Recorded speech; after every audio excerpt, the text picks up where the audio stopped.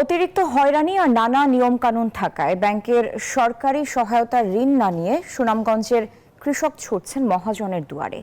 ঋণ পরিশোধে উৎপাদিত ধানের একটি বড় অংশ দিতে হচ্ছে তাদের।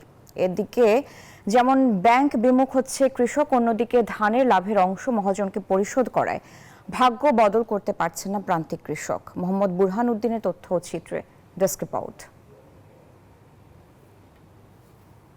বড় মৌসুমে টাকার অভাবে বিভিন্ন ব্যাংকে গিয়েও ঋণ পাচ্ছেন না সুনামগঞ্জের কৃষক। তাই মহাজনের কাছ থেকে চড়া সুদে টাকা এনে বোরো ধান রোপণ করছেন তারা।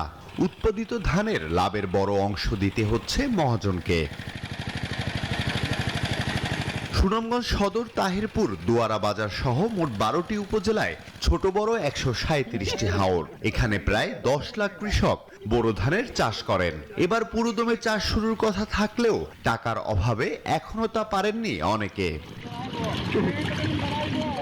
অথচ সরকারি পর্যায়ে ব্যাংকগুলোতে ঋণ সহায়তা সহ নানা প্রণোদনার প্যাকেজ রয়েছে কৃষকের জন্য।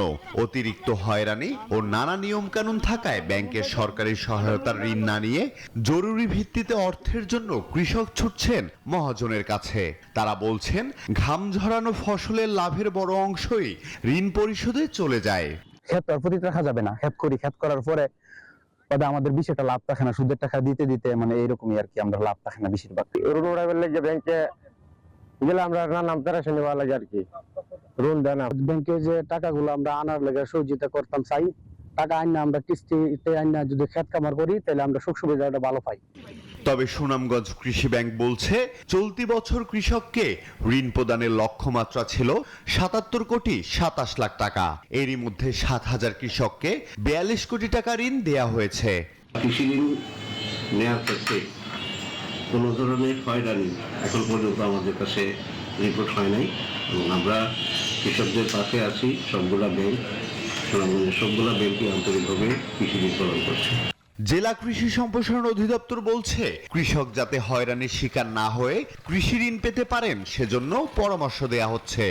যারা কৃষি ঋণ নিতে আগ্রহী তারা যাতে কোনো হয়রানি ছাড়াই কৃষি ঋণ পেতে পারে, এই ব্যাপারে আমরা তাদেরকে প্রয়োজনীয় পরামর্শ দিয়ে যাচ্ছি। এবং আগ্রহী যারা আছেন যে কৃষক ভাইয়েরা, তাদের তালিকা কিন্তু আমরা সংশ্লিষ্ট ব্যাংকে প্রেরণ করেছি।